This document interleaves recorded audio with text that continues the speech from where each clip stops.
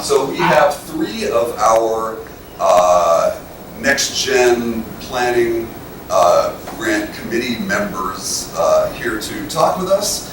They are all recent graduates of humanities programs. Actually, Scarlett is not yet a graduate, although I'm sure that moment is soon to come. Giovanni Urist is a graduate of the history program here, as is Tom Geiler. They are both working for the Winterthur Museum, and will tell you about their respective roles with that. Scarlett Redmond is working for Humanities New York, and she will perhaps tell you a little bit more about this, but just quickly to note that her connection with that organization originated from the fact that she was named Public Humanities Fellow here at SU through the Humanities Center and their relationship with Humanities New York.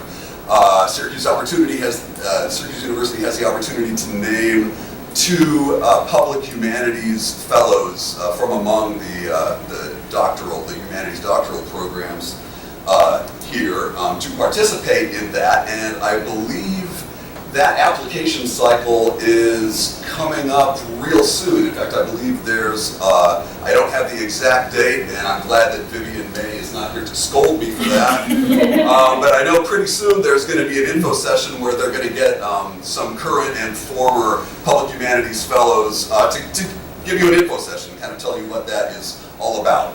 We already heard from Matthew about the internship being kind of a key transitional step for him in terms of where he's at, and I think we see something similar to that with Scarlett, but I'll let her tell you more about that.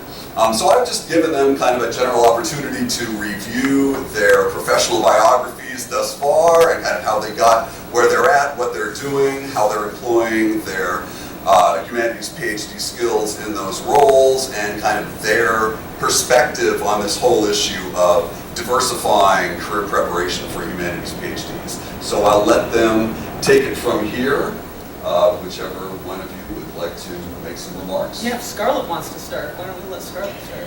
Oh, okay. Well, let me start a timer here so I don't dominate all the time. Thank you. Good morning, everyone. I'm so glad to be able to participate remotely, if not in person, this morning. And I mean, Glenn hit the nail on the head as far as mentioning the role of the Public Humanities Fellowship in shaping my career trajectory. But just to back up, about how I came to grad school briefly and what my expectations were coming in, I have a little bit of a non-linear path in that I certainly didn't go straight from undergraduate to graduate school. As an undergraduate, I was a history and education major with a specialization in math, so I saw myself teaching middle schoolers at one point.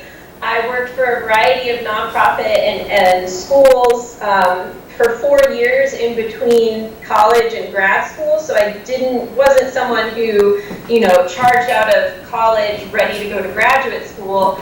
And when I came to Syracuse University's history department and entered the PhD program, I think I had sort of my expectations were not necessarily fixated on the tenure track position, although that was certainly something I was open to, but I really just wanted to pursue a PhD and pursue that terminal degree in a field that I was very passionate about. So I didn't come in with a laser vision focus on tenure track.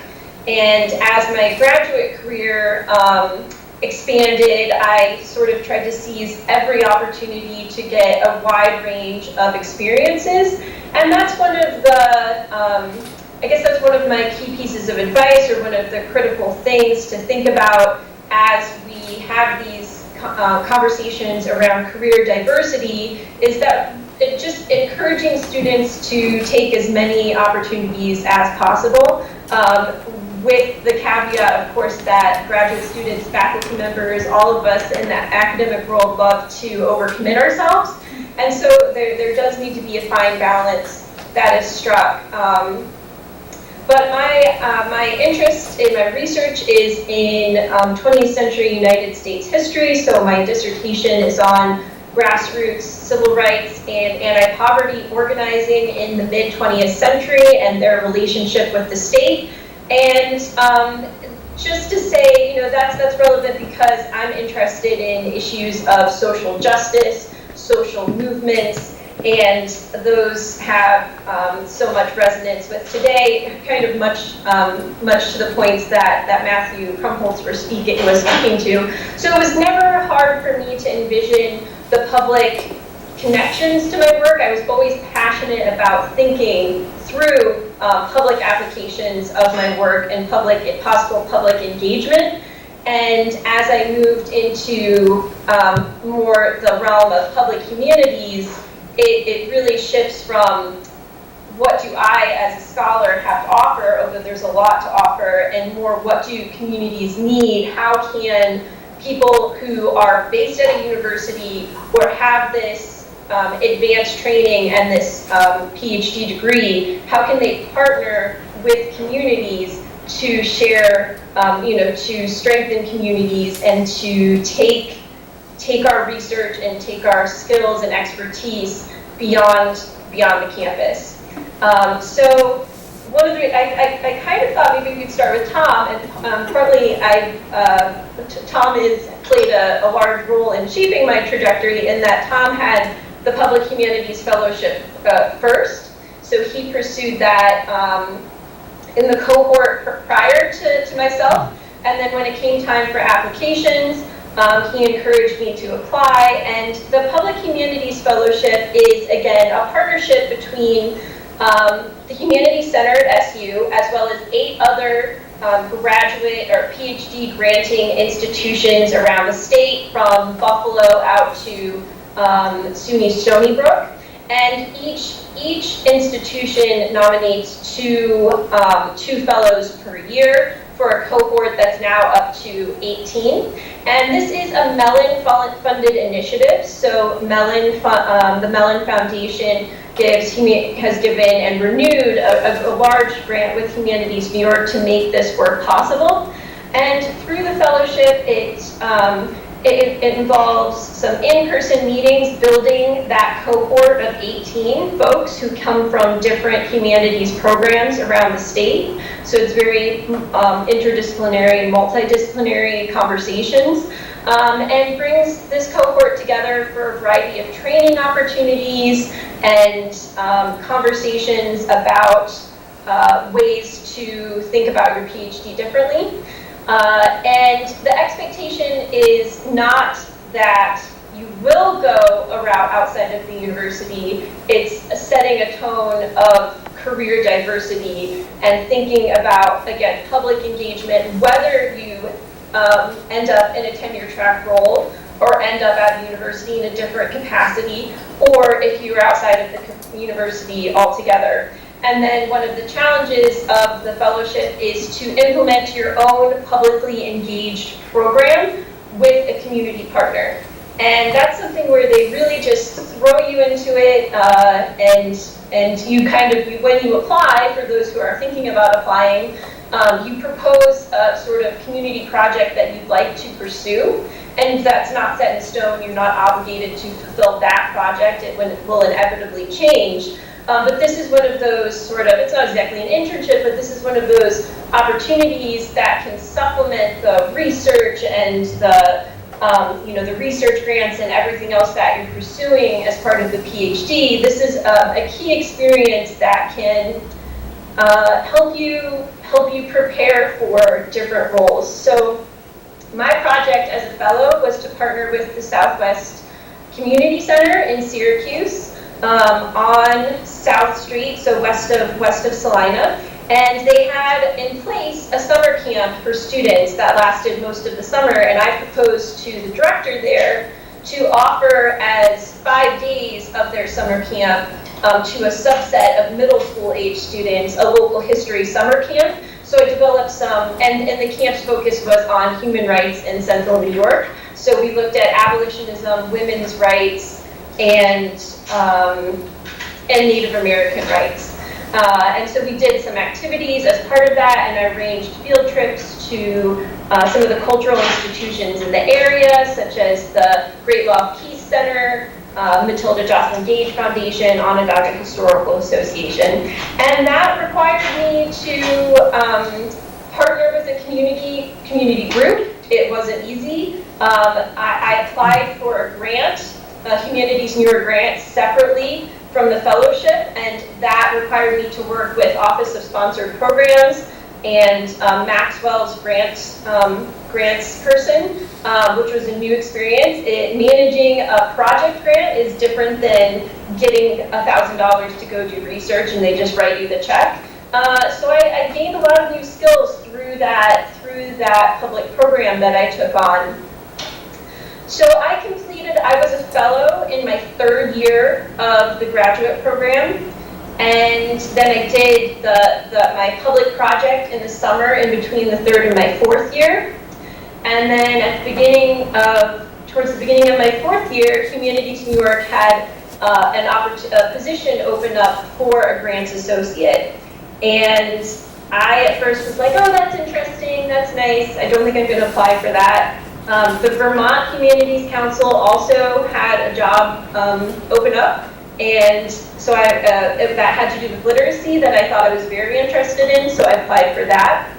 And I should pause here, before I pursued the fellowship through the Humanities Center with Humanities New York, I didn't know what Humanities New York was, and so again, part of this like career diversity process is just opening people's eyes to the possibilities. So Humanities New York is the state-level partner of the National Endowment for the Humanities, and each state has what's called a state council, and as well as the territories and Washington, D.C. So there are 56 of these entities across the state that love to work with humanities experts and those with higher advanced degrees and PhDs. I had no idea. I kept hearing Humanities New York, I'm like, I don't understand what that is. So just the awareness that this universe of public humanities existed was really very new to me. I always thought of public humanities more in terms of museum positions and things like that. So when they had the job, when I saw the job opening with Humanities New York, I wasn't sure.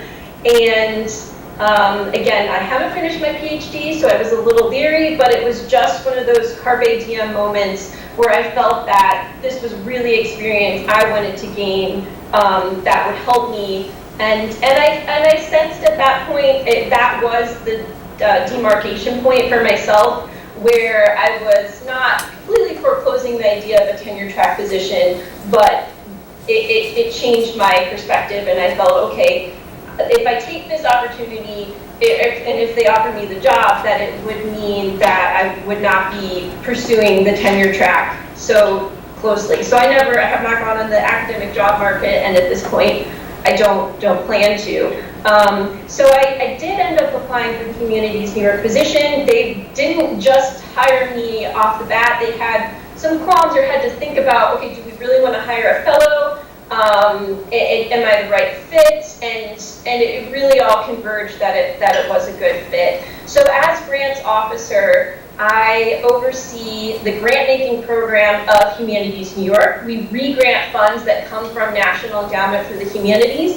And as a state-level organization, we are giving out implementation grants to nonprofit groups across the state, museums, libraries, community centers, some university partners, to implement their own public humanities programming. One of our focuses has been since 2015 and ongoing through 2020 is the United States Women's Suffrage Centennial. The New York Centennial for Suffrage was in 2017. We're now looking ahead to the centennial of the passage of the 19th Amendment in 2020. So a lot of the projects we support are communities and organizations looking to recognize and commemorate this historic moment in their own communities.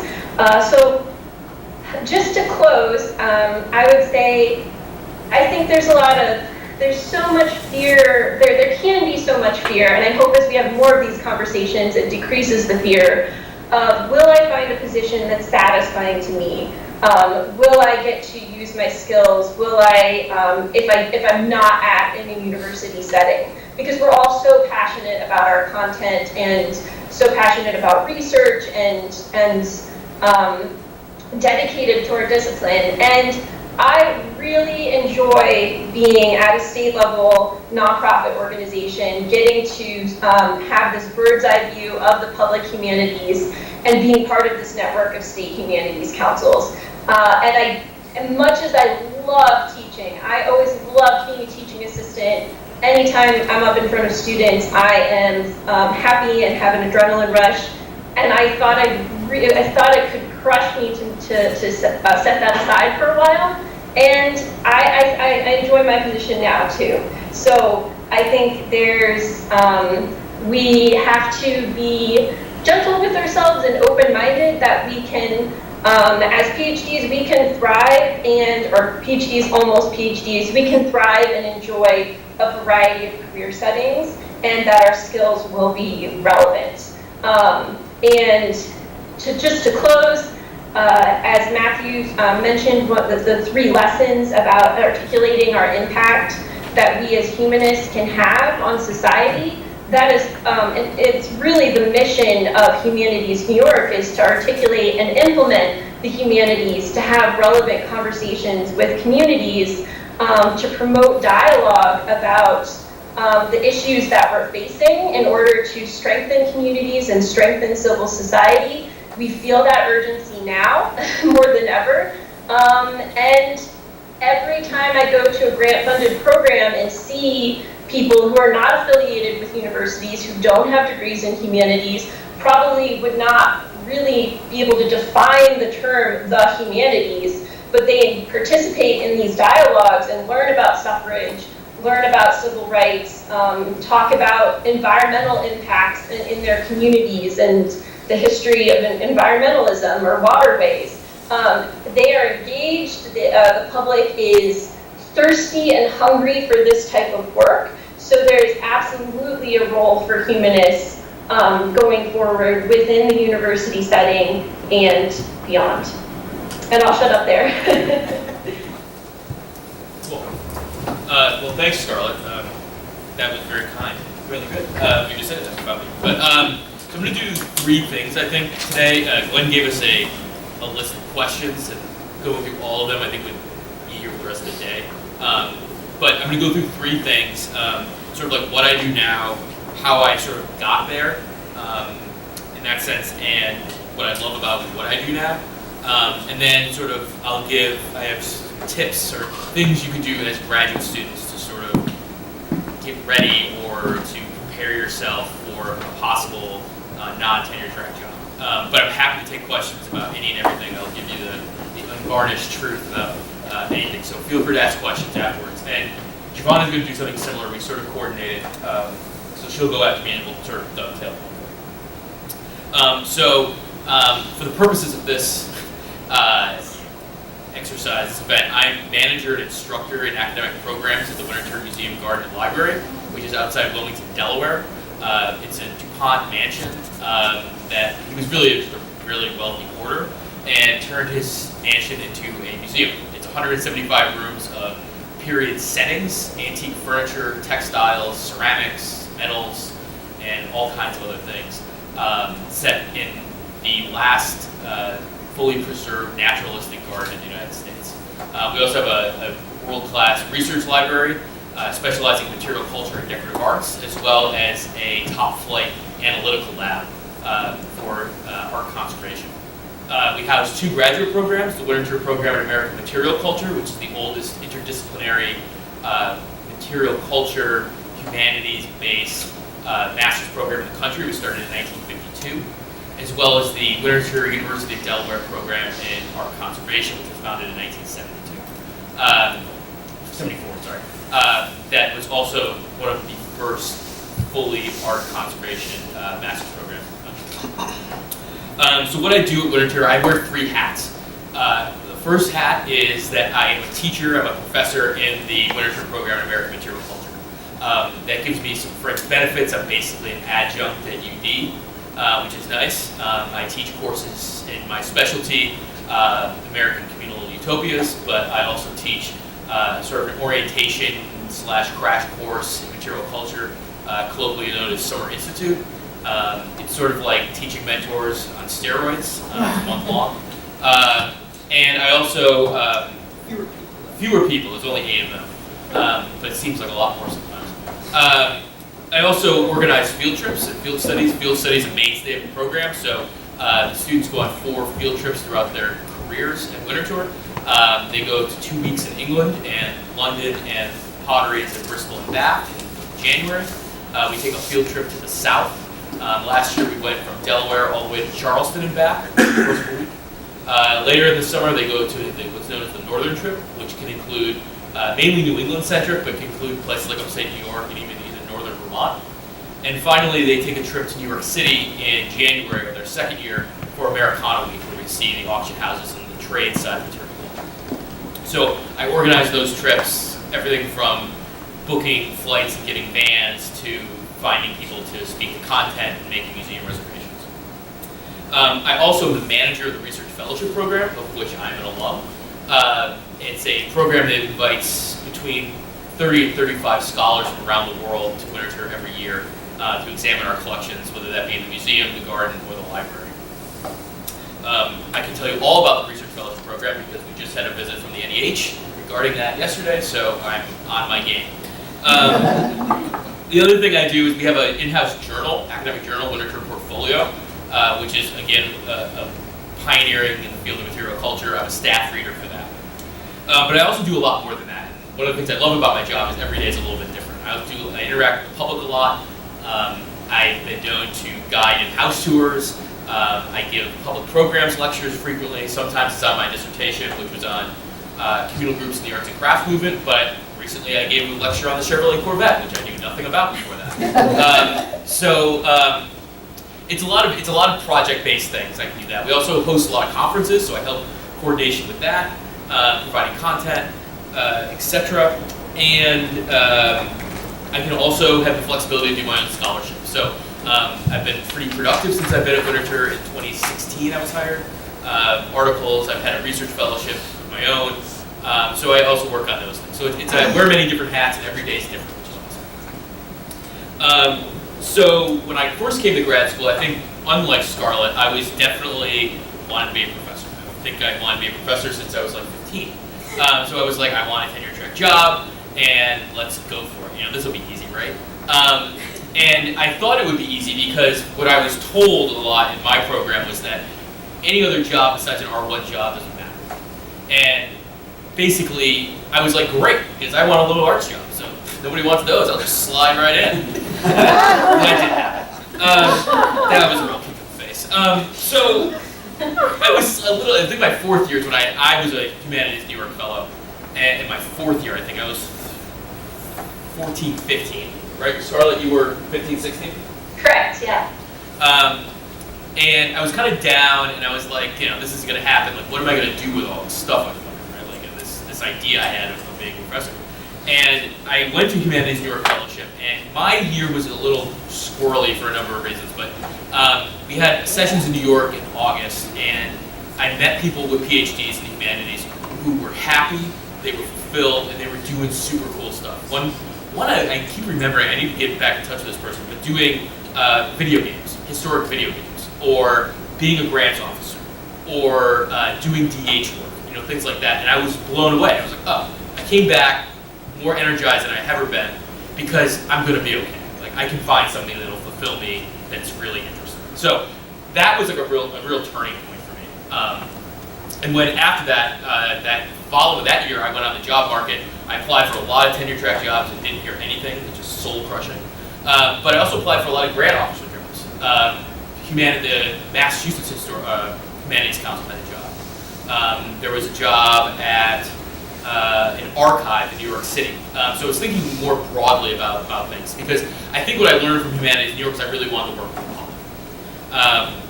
So that's really what I love about my job is that, like I said, every day is different. But more so, what I didn't know until I got to Winter Tour is that there's a work-life balance in my job. I don't check my email on the weekends. I'm not freaking out, on the weekends. People actually expect you to leave your job at 4:30, which is mind-boggling to me. Like, wait, you guys aren't staying here any later? Like, I think in my 2 years, I've worked past 8 o'clock once, and that was on my own article. So that was really important. I think that's something that I think is really important for people that are on the job market, thinking about the job market, is to think about, because academia doesn't allow for a great work-life balance. I'm also really fortunate because I feel fulfilled in my job because I can learn something new every day. Whether it's going up in the analytical labs and learning about pigments and fibers, or going into the collections and learning about what like a Chippendale chair is, or how joinery works, how veneering furniture works. I learn something every day, which is really awesome for me. I also love the collaboratory nature. This is something that everyone's kind of talked about so far, is that you work with other people. Like, I also work with Giovanna because she's in development, and we need a grant, so I work with her. I work with people in the gardens about their projects, or research fellows who are interested in things I don't know about, like landscape architecture things. I don't know as much about that. Horticulture, sustainability issues, things like that. So I'm working throughout the institution and collaborating, which is really awesome. I love that's one of my favorite parts of the job. Again, learning something new every day. And that also means helping other people succeed, which is what I really like. And I think kind of what Scarlett was speaking to too, is that we can help people's dreams and their ideas come to fruition. It deals with the public. I think that was the other thing I really wanted to work with the public, and I do that on a daily basis. It's also a little bit more lucrative, and there's ways to do. Giovanna's going to talk about pay as well, but and although I'm a professor, I don't have tenure, which is kind of a double-edged sword, right? You don't have that job security, but you also aren't under the gun to publish and meet certain requirements. So I'll end with sort of my ideas for what you could do to kind of diversify yourself, start thinking about a non-tenure track job. And I think some of the best advice I got when I was in school was that you need to treat your career as an entrepreneur. You need to be your own entrepreneur, and your product is you, right? I think your advisors and the faculty members want you to get a job, they want you to succeed, but no one's going to force you to do it. No one's going to hold your hand through the whole thing, so you need to be your own best advocate. So I approach sort of not only my job, but my grad career post 2015 as being an entrepreneur. I was saying yes to opportunities at all times. So I have some things I'll throw out there, and then feel free to ask me more about them. But I think skills that I think I developed in grad school, sometimes they were known to faculty, sometimes I was incognito trying to do these things on the slide, so I didn't get yelled at for not working on my dissertation. But skills that I think are really important. The first is project management, and I think this is different than your dissertation. Sure, that's a project, but at the end of the day, it's you in a basement with a computer. Project management meaning trying to work with other people. For instance, during my Humanities New York experience, I created a website called Upstate Historical that pins historic sites in upstate New York. It gives a little story, pictures, audio, Glenn's on it, it's awesome. And that made me get in touch with literature, get image permissions. It helped me collaborate with people in Cleveland about how to work with software, and also recruit people to actually write for me, and to do these different sites. So that was important, it's working with people. Fundraising, I would say, is also a big thing. And this goes along with entrepreneurship, right? You've got to sell yourself. This isn't just the elevator speech. This is sort of talking about you and your interests and what you're passionate about, and trying to get money for that. It means budgeting, like not balancing your checkbook, but like figuring out a project and how to balance the budget for that, and how to ask for money for those things. Speaking and writing to public audiences is huge. This is different than teaching, but it's akin to teaching. Think about blogging. Think about trying to write an op-ed. Give a public lecture on something that's not on your dissertation, or on your dissertation. But think about something else. Also thinking about diplomacy, salesmanship, advocacy, and negotiation. Dealing with what one of our colleagues in conservation calls soft skills. Learning how to run a meeting, be a manager. Think about how to work with people. because academia is such a solitary pursuit that we often forget about working with people and running meetings and things like that. I would also say develop digital skills. You can't go wrong with that. I did that a little bit here, but I also took advantage of going to places like Victoria, British Columbia for Digital Humanities Summer Institute. I learned things, courses here and there.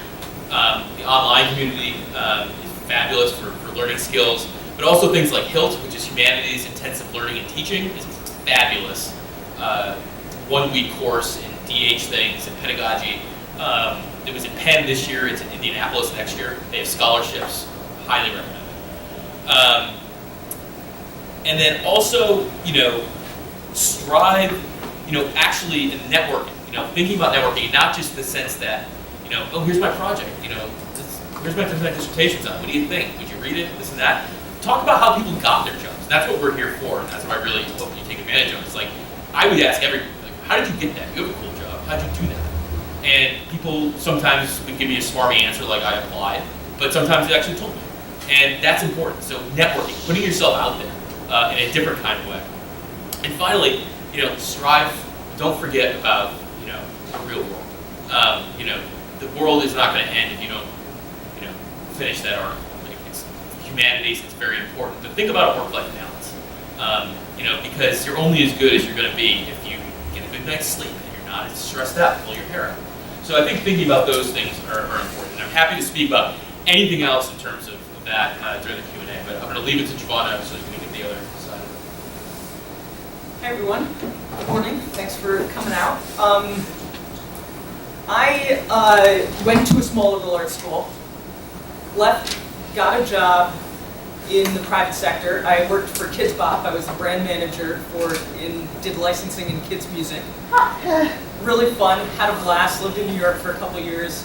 And then I decided I wanted to think some. So I went to grad school, came to Syracuse, and I thought, who I want to be? I want to be my undergraduate advisor who was at a small liberal arts school. I thought that was the job track I want to be on.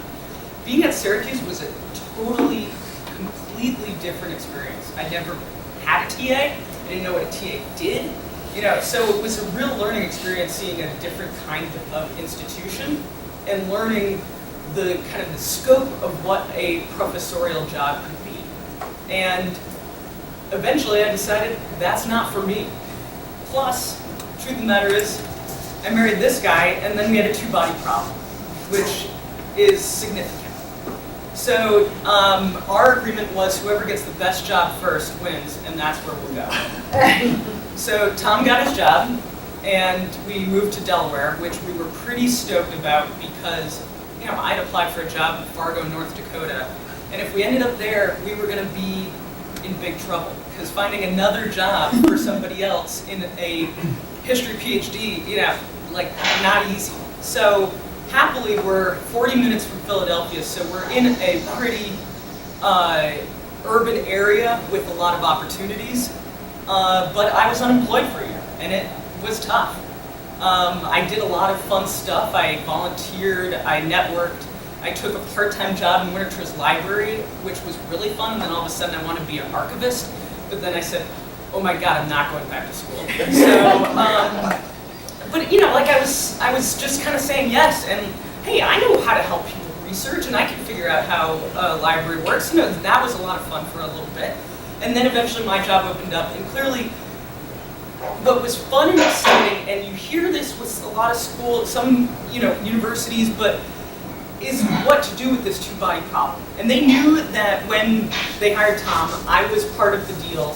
They were trying to find me something, but it wasn't overt, and it wasn't guaranteed or anything. But the job that I have now, I'm the Assistant Director of Foundation Relations, which really means I'm a grants manager. But I do everything from family foundations to the NEH to IMLS, Institute of Museum and Library Services, the big federal organizations. But I'm also in a development department of 5, so I say yes to learning about planned giving, asking people to give us money in their wills. And then I work with a lot of really interesting, fun people who are doing amazing things that I know nothing about. And so I go to meetings that I just ask questions. And the most fun part about my job, I think, is that I've become a generalist again, which is exciting for me. And I get to help other people try to facilitate their work. And so I've become a project manager at the beginning of the project, of trying to make sure we ask a lot of questions, we figure out problems and possible pitfalls, and cover our bases ahead of time. It's not what I'm going to do for the rest of my life. I'm already thinking, what's the next thing? And I think because I didn't come from this, I'll back up. My advisor said to me when I started on the job market, he's retired, Dennis Romano, he said, you know, I don't think my job exists anymore as when I got it. Like this 30-year, you get your tenure track job, you stay at the job forever. And he's right, you know? And how many jobs are out there for that kind of thing? It's dwindling, we all know that. Because, not just because of a numbers game, but because of the changing landscape of higher ed. So we were already starting to think, what else? But the exciting part is, what else? Because also, as Tom kind of mentioned about lucrativeness, I'm going to probably jump to something else and I'll get a pretty big raise, and then I'll jump to something else and I might get a big raise, which might be pretty hard on the tenure track. You know, there are the levels, but it's exciting to think that there are so many other opportunities out there. And one thing that we have to remember about being one of the, I think the things we're strongest in is teaching ourselves how to do something. And so, in some ways, the world is your oyster, right? You can learn how to do almost anything. Especially anything humanities-based, because you know how to think broadly, and you synthesize information, and you write and read clearly. Those skills are ones we all need really well. And again, I'm happy. I don't think about my job after 4:30 very often. I get 4 weeks of vacation a year. You know, it's pretty fun. The other things that, you know, when you're in academia, your schedule's pretty rigid. Well, you have your summers, and then maybe that's your time you're going to do research, but it's pretty flexible out there with other opportunities. And there are a lot of other people with doctoral degrees out there doing fun things. And again, as Scarlett and Tom have said, most of those people are willing to talk to you. And they're willing to say, oh, I did do this also at the end of my career. Lana told me to go talk to people here with potential jobs. Like, so I went and I called up a development officer here at SU and I said, hey, can I take you out for a cup of coffee? And I just asked her what she did. And then I got like a little bit more information and I said, okay, I like that about your job, I like that about that job, and that's how I kind of figured out what was out there. So I'm going to just kind of stop there, but I do want to end on a high note, but I do say that I felt like the most disconcerting thing sometimes was faculty attitudes. You know, it was hard to hear that some people said that this is the only way you're going to succeed. And if you're not even looking at that direction, it's disheartening hearing that all the time. But we're going to work to change that. Right, Glenn? You bet.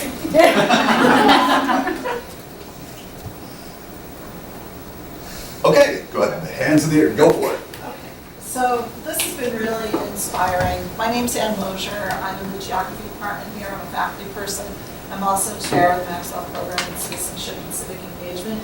And I was a New York public scholar with Humanities New York for 3 years. So I'm very appreciative of the role that Humanities New York has played in both, actually all of your lives in a direct and indirect way. I mean, it really made a big difference for you guys. And it also was a very transformative experience for me, and I wouldn't be in the job I am in today without this experience from Humanities New York. So a shout out to Sarah Oger, wherever you are. I'll pass that on. Okay, good, thank you. So my comment is that I'm wondering if ultimately, I think we need to do this work, okay, that's the first thing. But I'm wondering if this isn't a problem that might also, if we're savvy about it, take care of itself because of demographic change. And that is people age out. And part of what we're hearing today, especially Giovanna with your comments, is resistance amongst the current faculty. This actually now goes back to something that Matthew, Tom, and Scarlett said about the importance of cohort. I think that what's happening right now is that graduate student cohorts in the humanities are finding each other and they're building these self-support, mutual support networks to open up possibilities and build networks that reach outside of the academy. So in that cohort that's doing this self-mutual help work, some of you will end up in the academy as they move along through their career. I think what's really important here is making sure that the cohort stays in touch with each other and that the academic part of the cohort doesn't lose touch with all of the people who are doing this work outside of the academy and also appreciates it and celebrates it. I don't know how you do that, but that's the only way I really see faculty culture eventually transforming itself, is by being, it's sort of working laterally within the cohort, but keeping that network and that cohort alive. So that was kind of rambling, I'm sorry, but this all just came together in like the last 5 minutes thinking about it. But I guess my question as a faculty person is, what should we as faculty be doing to support this cohort building amongst our current humanities graduate students?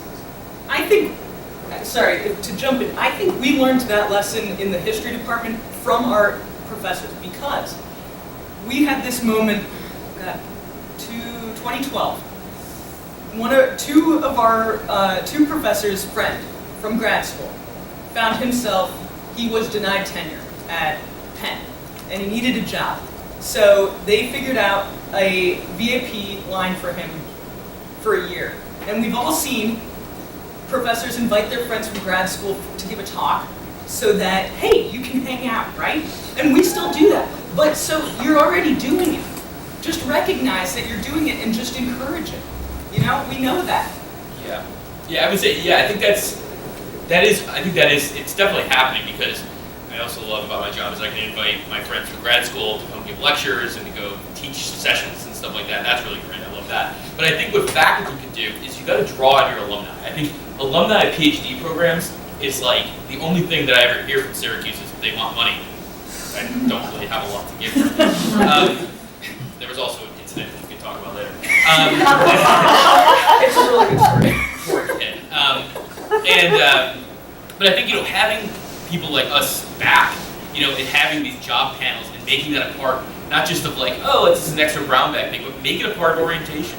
Right from the jump, have people like, here's what I do with my degree, here's what I do with my degree. And not only just acknowledging, but celebrating that, hey, the faculty did a damn good job at educating us, and so much so that we have all these really interesting jobs, right? And it's an idea of how success is defined. We need to redefine how success is talked about. So I think faculty should draw on us much more. I'm happy to do so. But I have 2 quick things to add to that is, exactly, I think we're all aware that there's a culture shift happening already, and whether or not everyone's on board is one thing. I wanted to give a shout out to my advisor, who I think was in the back at the beginning, but I don't think he's there anymore. But when I told him I was interested in taking a full-time position before finishing my PhD, I think he blinked for a second, but he has been supportive through the process. And with a less supportive faculty advisor, if I had decided to make the move to a full-time position with a faculty advisor who was hostile to the idea, there would be no hope of me finishing. And I think we should encourage our PhDs to finish before they make a move. But that support has been invaluable. He helped talk me through salary negotiation, which I had never done before, once we got to the point of a job offer. So just the faculty support can be really key. At the same same time as what Tom said, that, PhD students, I think, are aware that they're driving their own careers and that we're ultimately responsible for ourselves. And a second thought that came to mind as we talk about, the group that goes, the cohort that goes a tenure track route, and then those who are in other positions. I hope as we continue to have these conversations, one thing I personally would not like to see, and I don't think is necessary, is any sort of two-track process, where as part of the admissions process or part of curriculum, you're committed to saying whether you're going public or you're going tenure track. I don't think we need to choose. I think we can rethink and be flexible with PhD graduate training in ways that prepares people to be successful within a career diversity framework that doesn't necessitate us saying, I'm doing this and you're doing academic, because that's going to set up a hierarchy, and it would be inflexible. Not that anyone proposed that, but I have heard a two-track discussion before, and I think there's a way that faculty and graduate students can work together that doesn't necessitate that. First, I want to say that I grew up in the suburbs of Philadelphia and love Tour, and So so good. congratulations. Thank It's a great place. And I also want to say, Anne, you stole everything I want to say. I still have a couple of things to say, which is, I think we can also learn, we in the humanities, faculty in the humanities, can also learn from other of our colleagues around campus. Because it's not just higher ed careers that have changed in the way that Yusuf Dennis talked about his career. All careers. I have 3 stepchildren who are in their 30s. Only one of them is doing what I would call a traditional career. She's a doctor. She's probably going to always be a doctor. But all my son-in-laws are in business, and they've all changed jobs at least 3 times in the last 10 years. So I think that the idea that people are going to stay in a career forever, we can learn that from our colleagues in Whitman or in other places where they are training students in a very different mode already. And that part of the reason I think humanities people have clung to the old ways is because of what Career Center person said earlier, which is that we have this sort of inferiority complex about the meaning of humanities. And so I think all of you have said, including Matthew, that we really need to continue to assert the importance of the skills that are built through that study, the impact for the public, solving public problems. We don't need to be so interior and just think we're writing the monograph that 5 people, including your mother's book club, will read, but that we are really actually addressing, evergreen problems, whether we're doing that through literature or through history, and we're really contributing to something that, as you said, Scarlett, evoked an interest in clearly a public problem, but I think there's public problems even in dissertation work that may not seem to be connected to contemporary issues. And so I think we need to affirm that early and often, and if we lead with that sort of point of pride, I think we'll be less resistant, those faculty who may think, I have such a great career. But I think hearing from you guys is actually, as you said, is also inspirational. There are so many other cool things that people can be doing. And I think that also addresses the 2-tier problem. It really is sort of like an open contribution to society from the humanities perspective, humanities scholars' perspective, that doesn't have to be decided on day one. I mean, when I went to grad school, I didn't think I was going to be a professor, and I ended up doing it. But it was sort of a little bit of a grudge match there for a while. Whereas other people went in saying, that's my life's work, and that guy ended up founding a mid-century modern furniture empire. So it is, you end up where you end up, and I think we ought to acknowledge that. You know, and one more thing, you guys, there's this idea of this legacy, right? And you're, as Dan said, you're cloning.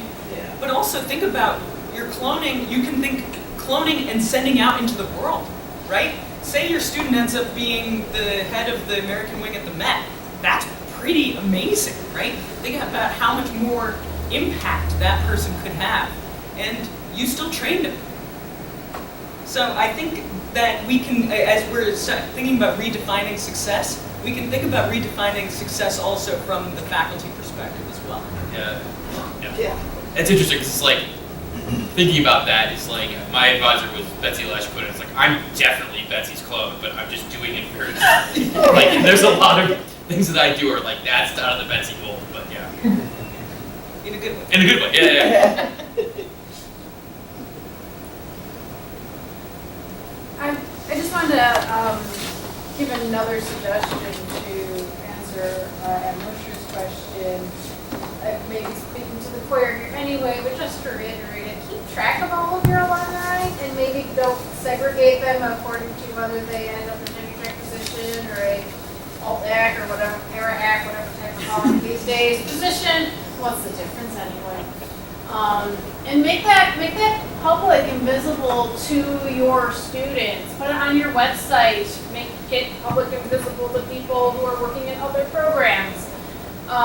Because just having that data helps with the networking component of identify, oh, this is what somebody out of my program did. This is the person I can talk to if that's a position that I'd like to take in the future. Data. Yeah, I think this is something that we have in the Winterthur program and also Battle. It's in a very different way, but people who go to the Winterthur program traditionally have been curators. It's just the way it's done, right? And there's a lot of people who are like, I don't want to be a curator. And then there's fear that, oh, I don't want to be a curator. Like, no one's going to shun me. I'm going to be on the outs. And we've actually done a real change with that. We celebrate all kinds of alumni. We have alumni that work for the local NPR station. We have one that's a paramedic. We have one like doing development work in museums, administration work in museums, nonprofits, all kinds of things. So on the program website, we now have like these are the things you can do. And I think even doing that in the recruitment process or in the application process would be also really helpful. And I think as this grant shows, alumni are willing to come back. You know, we'd much rather come back when someone's not hitting us up for money, right? As a development officer, I'm saying that. Because we want to hang out with you guys. Thanks, Scarlett. Thanks, Charlotte.